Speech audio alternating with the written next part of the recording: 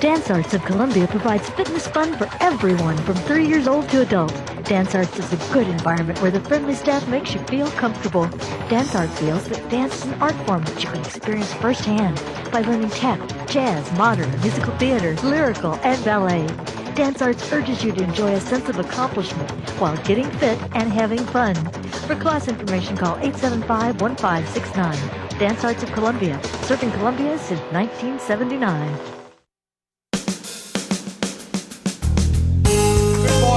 Welcome to Radio Friends on this Monday, November the 25th. Good to have you with us. Well, it's coming up to Thanksgiving here. Before you know it, we're going to talk about holiday eating tips today. I have AFTAN Bryant with us. Good to have you here, AFTAN. Thank you.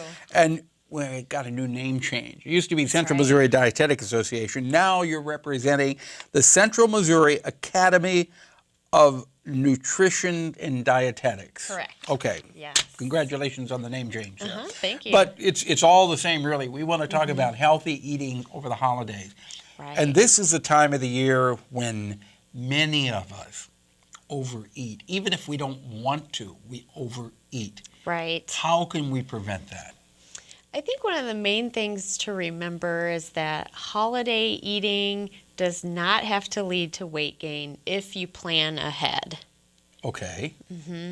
So you're planning ahead and you're going to Thanksgiving dinner, or you're going to a party over the weekend and they've got all this wonderful food, and the cook has been spending the past week preparing all of this wonderful food, and you go and you take just a little tiny bit of this, a little tiny bit of that, and you hurt feelings, right? Because everybody says, oh, come on, eat up, you're going to hurt my feelings if you don't eat. How do you handle that? There's some things you can do when you're in those situations to still keep control over what you're eating and not necessarily offend your host.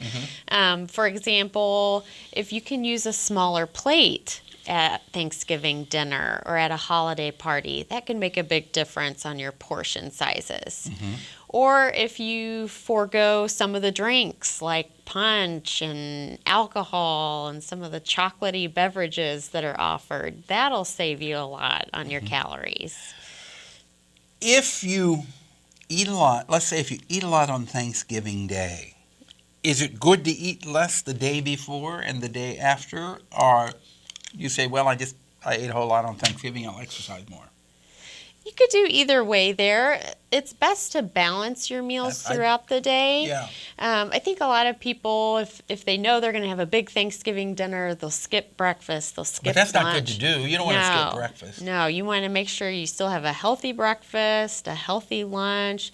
Sometimes what can help too is having a healthy snack right before you're going to go into a holiday party or Thanksgiving dinner. Or drink some water beforehand too, right? Right. Because water will tend to fill you up a bit and add no calories whatsoever. Right. And then just try to explain to people, oh, this is delicious, it's wonderful, and I appreciate everything you did, but I am watching what I'm eating, or the amount that I'm eating. Right.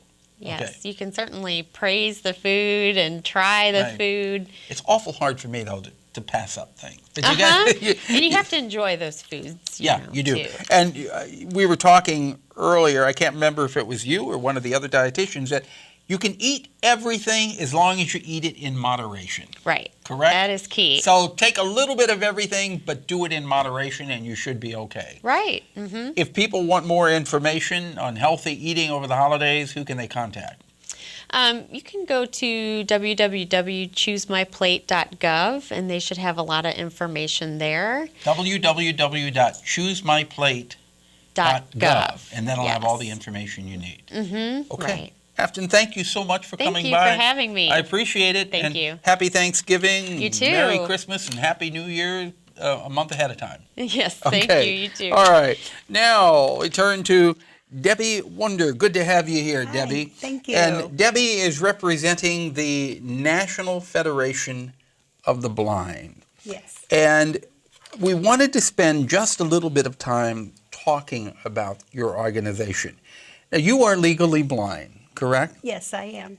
You were not always blind. You told me you lost all of your sight about 5 years ago? About 5 years ago, yes. I lost my remaining vision. So how did this affect you? When 5 years ago, you could see some, and then all at once, it's gone. How does one deal with that?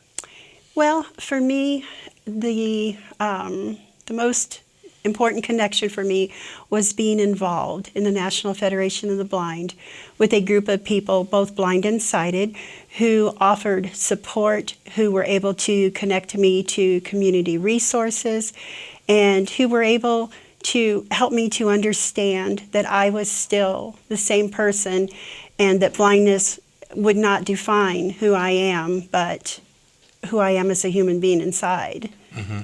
So.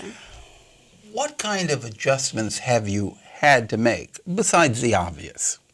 To get around, you have to have a driver, you have your seeing eye dog with you. What are some of the other adjustments emotionally? Emotionally for me, it was, to be honest with you, because I had limited vision previously. When I lost the remaining vision and went through a grief process, I was surprised by that. And you were surprised that you were going through a grief? Yes, I was. And I tried to keep that within myself because I had been telling people all the time, that it's not a big deal. And it wasn't to me previously.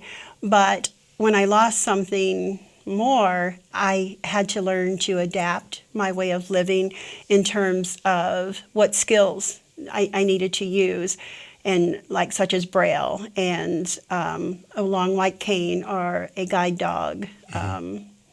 And the National Federation of the Blind was a big assistant to you and still is, correct? Yes, they. And that's what's so important about this organization, that people realize that it is there. It is available for people who need assistance, and just to raise awareness of what is here in our community.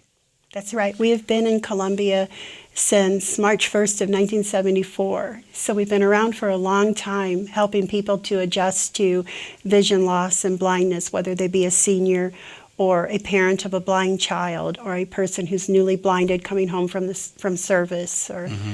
Yeah. So if people want more information about your organization, how do they go about getting it? They can find us on the web at nfb.org, or they could call us locally. NFB, that's National Federation of the Blind. Mm-hmm, .org. Yes. Or locally, they could call us at 268-6989.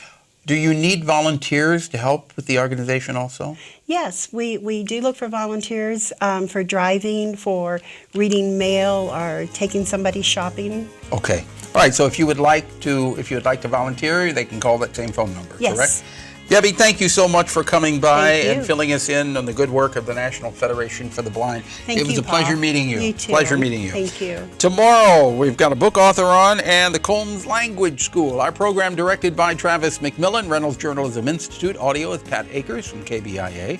Our floor director is Sifan Ouyang, and our assistant producer and guest coordinator, Uncle James Mauser. Bye-bye.